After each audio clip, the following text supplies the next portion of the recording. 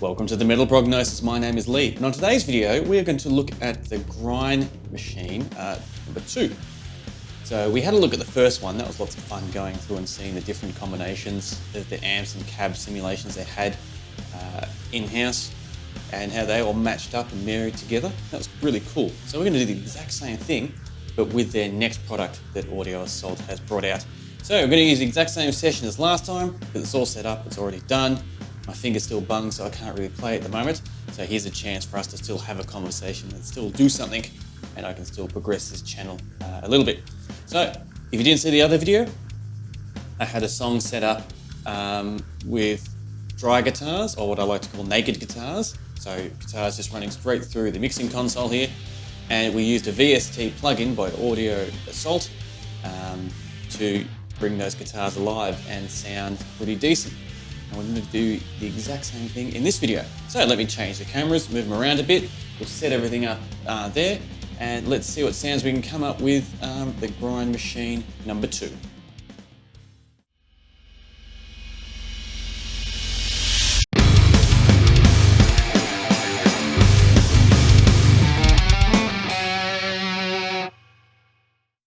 All right, now I've got the session set up all here. So what I've done is, it's the same session as the other video, which is really convenient for me and quick and easy. I've just taken out all the grind machine 1. So to give you a quick tour, if you didn't see the other video, here is some drums I've taken from a recording I did a couple of years ago from a song. You know, they sound good.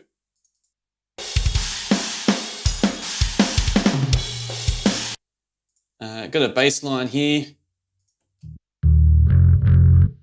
which has a bit of dirt and a bit of bite to it, which I thoroughly enjoy. But the main part we want to look at is these two guitars here, because at the moment they're naked, and this is what I mean by naked.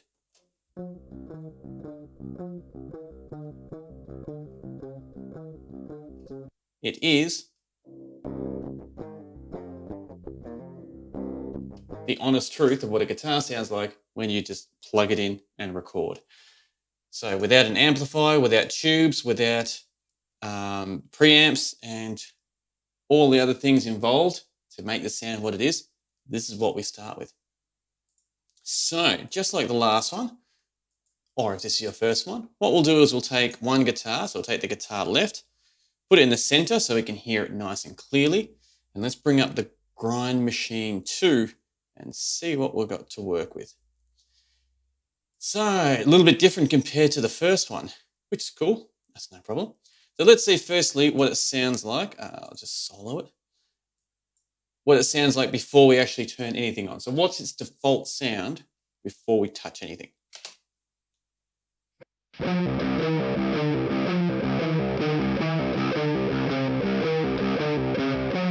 So yeah, not too bad. So it looks like we have, just like the other one, we've got a gate, which is nice. Just like the first version. This looks like the amp, different amps we have. A couple of the names look, I don't know if they're the same or not, I can't remember. I think Raptor was one of them. And these look like the cabs. Yeah, Thrasher, Sharp, we had, don't know if we had Raunchy. Modern, Dirty we had in the other one. I don't think any, yeah, not sure. Doesn't matter though. Let's just start hearing stuff, muck around a little bit and see what it is. So yeah, there's no presets there, so there's nothing we can kind of sift through to see. So I've got a preamp on and off. That's nice. Cab on and off. Tight. Not sure what tight is. Might be a boost. Don't know. They don't have a deep like they did in the other one, unless impact is what deep is. I'm not sure. Yeah, all the rest looks very different as it's laid out, because the other one mimicked an actual amp and speaker, where this is just a different type of interface. So yeah, let's just see what Fire and Sharp sound like, and I'll just sift through them and see if we find something we can start working with. I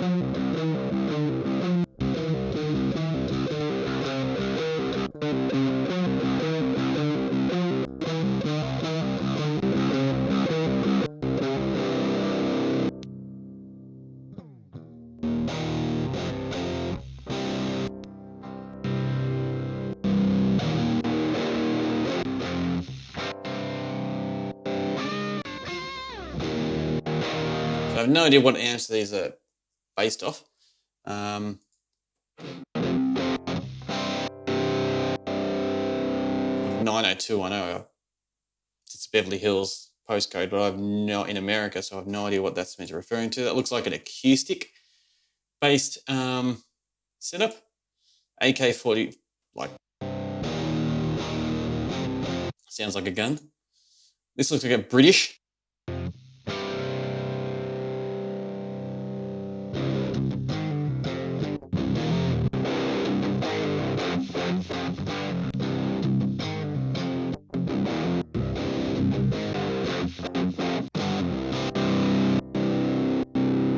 UV35, I have no idea what it is. So let's just find a cabinet, match up with that, and then we'll see if we need to go backwards and forwards or not. Oh, the modern cab changes everything.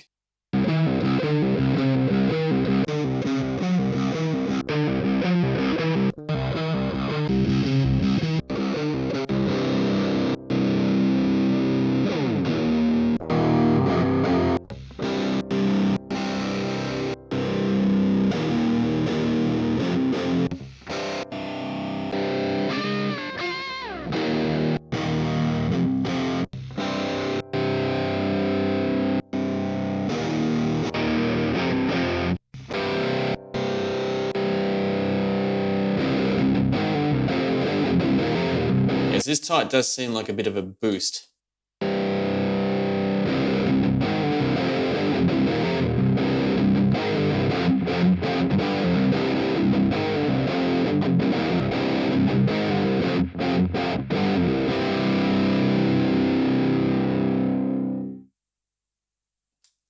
Yeah, I don't mind that. So the modern sounds really good. Let's just see if there's a different one other than the UV35.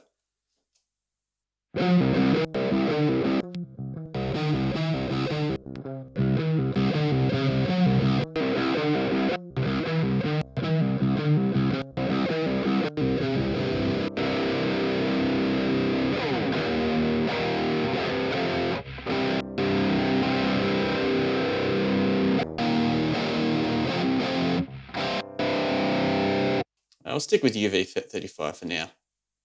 Let's try a bit of EQing and see. Because other than, I can't see, no, there's nothing else there to click on. Just checking. In case there's a cheeky other subfolder somewhere. The other one had its own boost pedal. It had its own settings, a gent pedal, where this one doesn't have it. Which is no problem because it's got its tight, which I presume is the tight, has replaced it. So let's just try a little bit of EQing, see if we can clean it up a little bit more, and then we'll do a nice duplicate.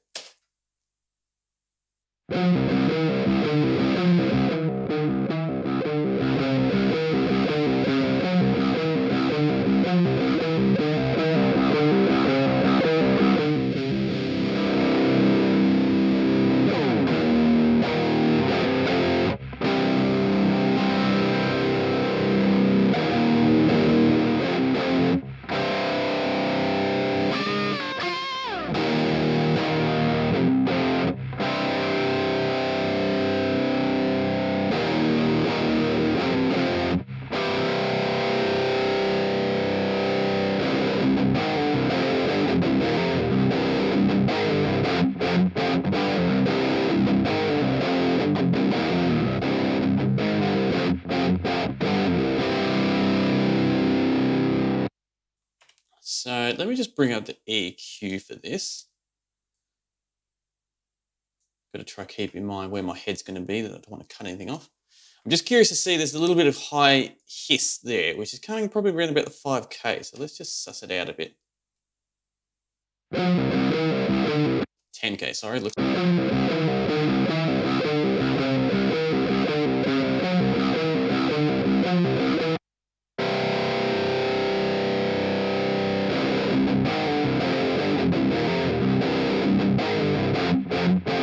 So that's a little bit hissy for my liking.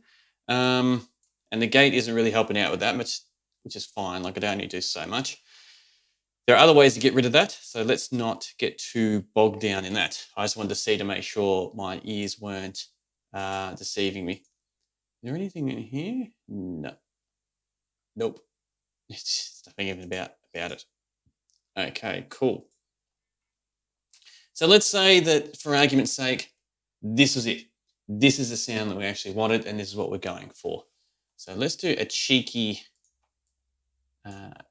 if I drag it over like that, then the next one should have all the same settings, which good on Cubase for doing that. So now let's get this back to there. Let's hear just the guitars left and right.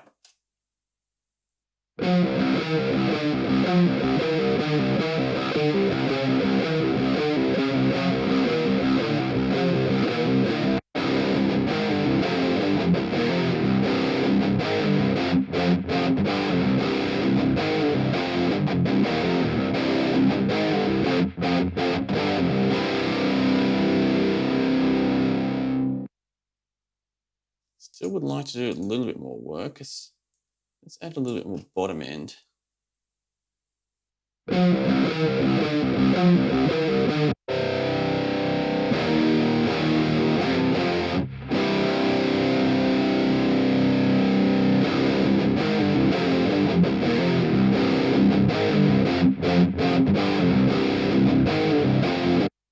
Now what I like to do when I'm working with this, now I am speeding through it because I don't want to bore everyone, and this is just an example video anyway, not how I would approach it if I was. But as a sneak peek, what I like to do is then match up my bass with the guitars to make sure they're still talking okay and everything's blending in where we want it to blend in, and what we want to stay individual is still kept its own individuality.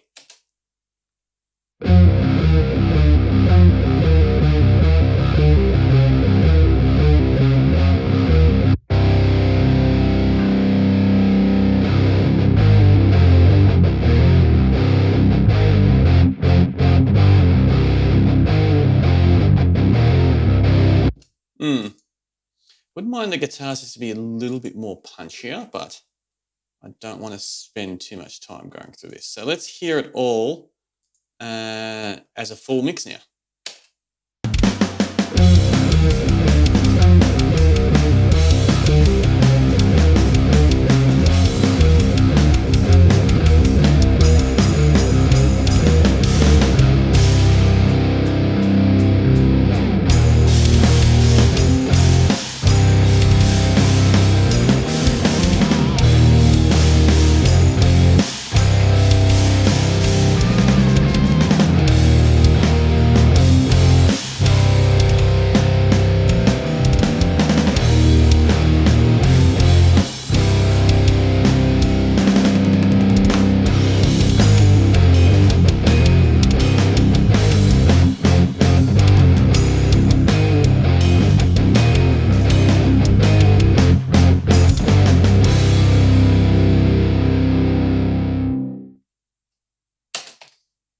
Still not happy with little hiss there. So let's just, I'm here. So let's just try and get rid of it.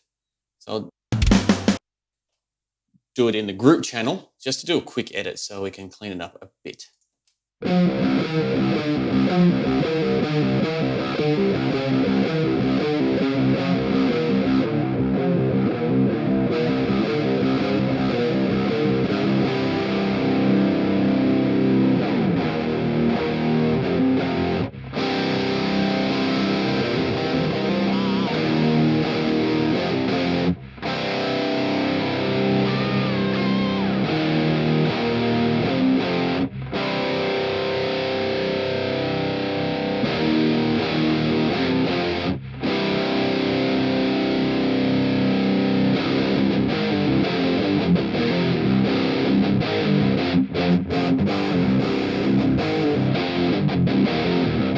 That definitely adds a lot more aggression, a little bit more punch to it. Now, in saying that, if we wanted to even go further than that, well, we could definitely do more EQing thing. As you can see, this took all of 10 seconds. you know, we can go through here and add a noise suppressor and other different plugins to really help clean it up even more if we wanted to, or even adding, like I love using channel strips and I say channel strips, the SSL patches. I've always been a huge fan of, because to set an analog one up for SSL is a huge task, because not only do you need the big desk with all its components there, you actually need a whole other room with its computer and processing power and all that running as well. So it's very expensive, not only just equipment wise, but also space wise, because those things are loud too. So you've got to make sure they're well and truly away enough or soundproof enough away from the actual studio, either the controlling room or the recording room. So the fact that these digital ones, I'm wrapped that I got the chance to buy them and use them, because yeah, otherwise I'd be definitely out of my reach. So yeah, here we have it.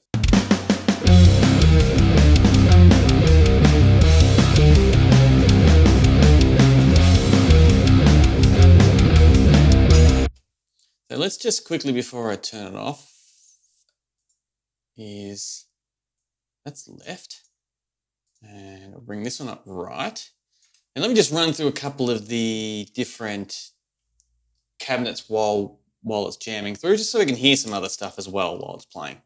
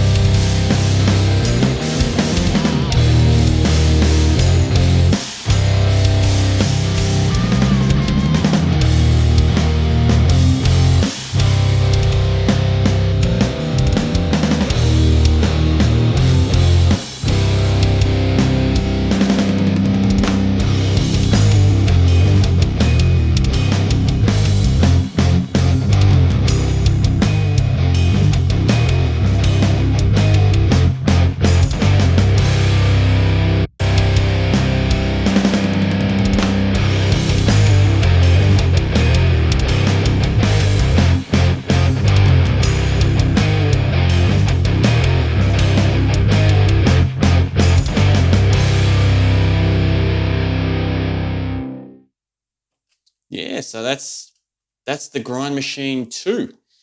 Very nice little neat package, just like the other one.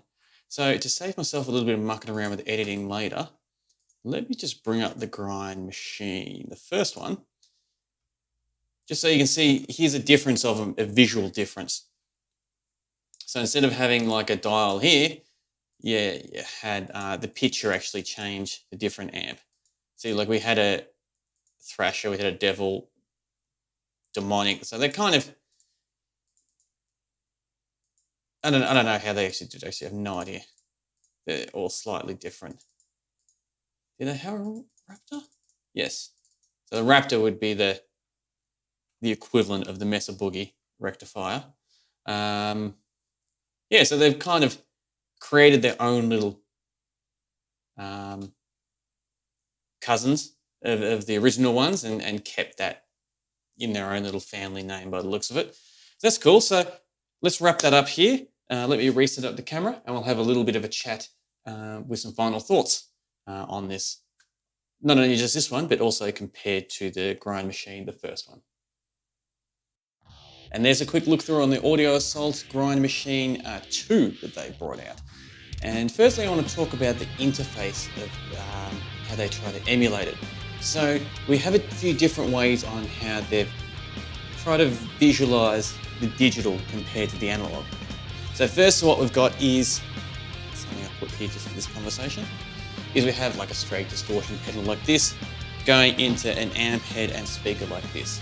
So that was kind of like the Grind Machine's one approach, where it's like, here's your amp and all the settings, here's the speakers that you can swap out, and here's a pedal that you can turn on and off. The other way that I've seen some digital ones use it is they use a platform, something like a multi-effects like this, where it shows you the different chains and where you can put things and how you want to set things up, which is really cool. But The other way, which I think they're more lean towards, is like a rack unit. I can't really get it out here to show you it's screwed in and plugged in, but this 11 rack here, or something like an Axe Effects or something of that nature, or pretty much like any of the Line 6s that have the actual rack setup or formula, where it just looked like one of those rack things put in, where you had different cabs, different amps, and laid out pretty much not exactly like this. This has got a lot more going on, but it definitely reminded me of a rack unit compared to the first one, which visually they definitely set it up more to look like that. Which one's better? It doesn't really matter. I think it's personal preference on visually on how appealing either one might be to you. But the main thing is its sounds. Now, the pictures did give a little bit of a hint to some of those amps that they were trying to emulate. The speakers had no idea about the speakers, but definitely the amps they had to emulate, where in the second one, because you didn't have that visual aid, and unless you had the first one as a reference, like what we saw with the Raptor, being the rectifier, you wouldn't know. But do you need to know? I argue you don't. Because at the end of the day, like if you love Orange, just because I've got this one here already prepared, if you love Orange, that's no problem at all. If you love their sound and you love how you want to do it and you want to use this, it's absolutely no problem at all. But if you want to talk to me to say which one is going to be better, this or the Marshall or a Kraken, a rectifier, I just want to plug it in and hear it. If someone comes to me with a blind test and records with 10 different amps and say, which one do you prefer, and gives me a list on paper, that doesn't mean shit to me. I could not care less. I want to hear what all they are. And it could be the cheapest one that I like the most, or middle of range, or the high-end one might have issues. There could be plenty of cases.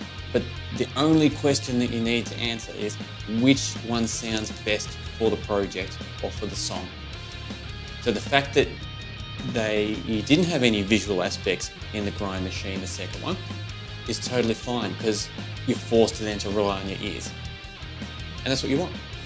So yeah, full credit to it. The different things you could implement within it, like as you can see, we only just touched the absolute surface on it, quickly skimming through it, just to see how it all sounds and see how we could utilize it and what sounds are potentially there, without delving too deep into pre-EQing, post-EQing. We did a little bit just because I was keen to check it out.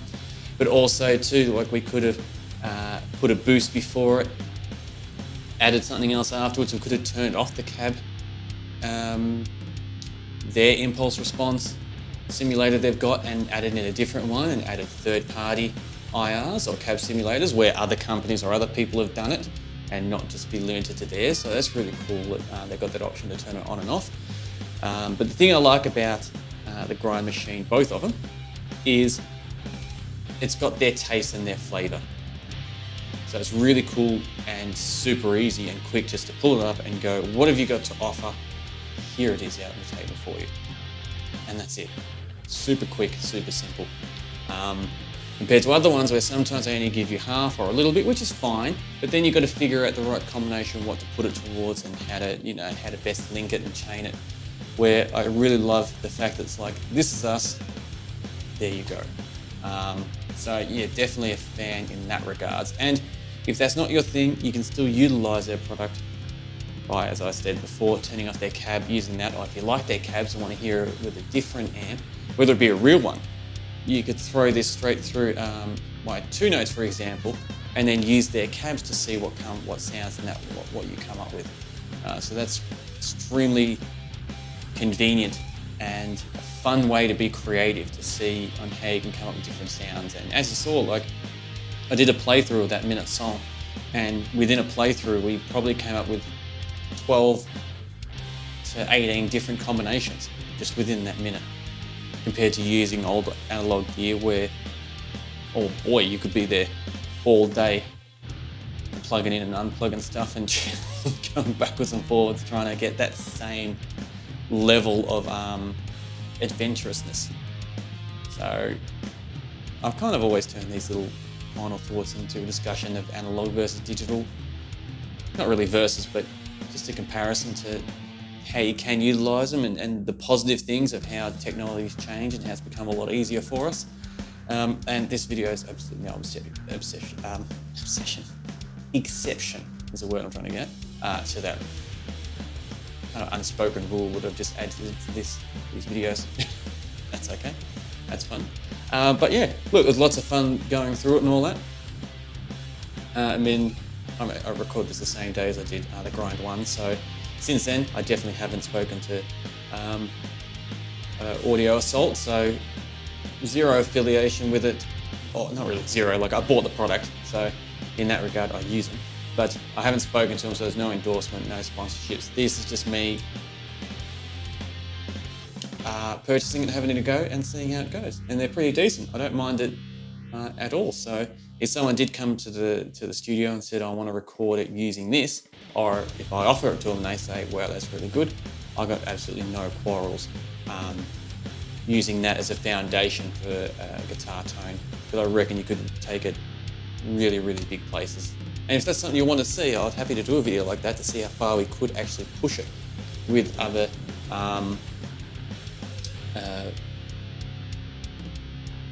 plugins. I had the word there, I just couldn't get it out. No, with other virtual plugins and doing everything in the box to see how big you can make the sound, going from a naked guitar sound into something big and more full than just what it has to offer as well.